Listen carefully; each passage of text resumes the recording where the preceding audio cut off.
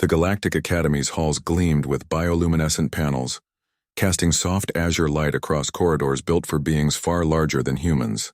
Zara Chen walked alone, her footsteps barely audible against the resonant flooring designed for the heavy tread of Kravatian war forms and the slithering mass of Thessian scholars. At barely 5 feet tall and weighing perhaps 50 kilograms soaking wet, Zara represented everything the galaxy considered weak about humanity. Her species had been admitted to the Academy only 3 cycles ago, a probationary acceptance that many council races still protested. Humans were too fragile, they said, too soft, too prone to breaking under the rigors of true education. Zara had heard it all. In xenobiology, Professor Thexel had openly questioned whether her calcium-based skeletal structure could withstand a simple fall. In combat theory, Instructor Varmuth had exempted her from sparring, citing ethical concerns about permanent damage.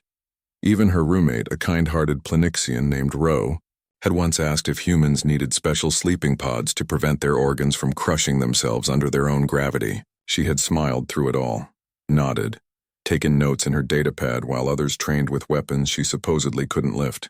Tonight, walking back from the library through the deserted xenoarchaeology wing, Zara's mind wandered through chemical formulas and stellar cartography. She didn't notice the shadow detaching itself from an alcove behind her. Krevix had been watching the human for weeks. A Verkesh hunter, he had come to the Academy not for education but for opportunity. His species measured worth through conquest, and the humans, fragile, weak, protected by treaties they couldn't enforce, represented the perfect prey. He had studied her. Humans had no natural armor, no venom, no enhanced musculature. Their reaction times were average at best. They tired easily. They required constant sustenance and hydration. By every measurable metric, they were the galaxy's most vulnerable sentient species. Krevix extended his forearms, each tipped with claws that could shear through durasteel. His dorsal spines rose in anticipation. This would be quick, silent. Another human tragedy blamed on the harsh reality of Academy life. He struck. Zara's body moved before her conscious mind registered the attack.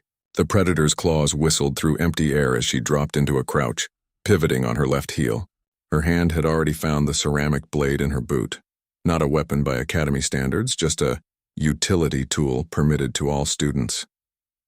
But this particular blade had been honed on her grandfather's whetstone back on Earth, sharpened by hands that remembered when humans were both predator and prey. Krevix's superior height became a liability as his momentum carried him forward. Zara moved inside his reach, her smaller size suddenly an advantage in the confined space. The blade found the soft tissue between his second and third rib analogs, angling upward toward what her xenobiology texts had labeled the Verkesh primary circulatory nexus.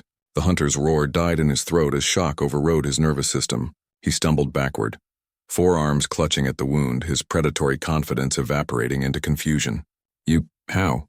He gasped in trade standard, his voice warbling through damaged, resonating chambers. Zara stood slowly, the knife held in a guard position that would have looked familiar to any human martial artist across the centuries.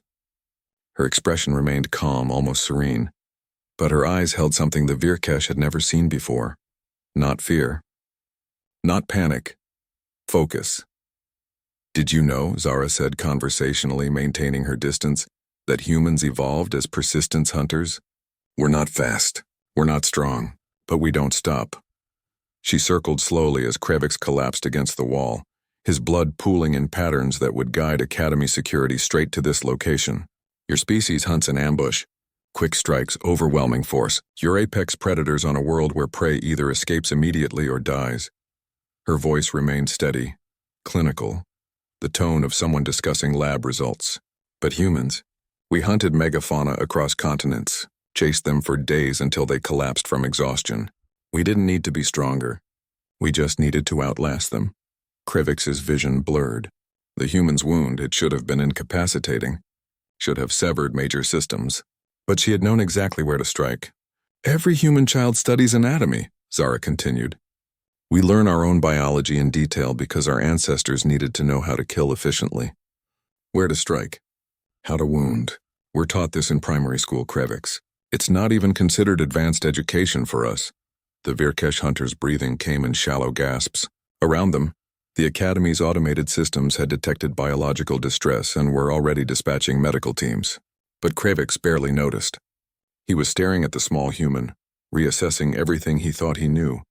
She looked fragile, breakable, weak, but her hands were steady, her breathing controlled, and her eyes, those impossibly expressive human eyes, held the calm certainty of someone who had already calculated every possible outcome of this encounter. "You'll live," Zara said finally, pressure sealing the ceramic blade back into its handle. "I missed your primary organs intentionally. It's what we call a message. Because here's what they don't tell you about humans at those council meetings." She knelt down to his level, her voice dropping to barely above a whisper. "We look vulnerable because we evolved surrounded by predators that could kill us with a single strike. We learned to be clever, to be unpredictable, to study our enemies and strike at their weaknesses." Her smile held no warmth. "We became so good at killing that we nearly wiped out our own species a dozen times before we reached the stars. Every human you see, we're descended from the ones who survived that." Medical drones rounded the corner, their sensors already analyzing the scene. Zara stood smoothly, her academy uniform barely wrinkled. "Tell the others," she said as the drones began stabilizing Kravix's wounds. "Tell them the fragile students aren't as easy to break as they look."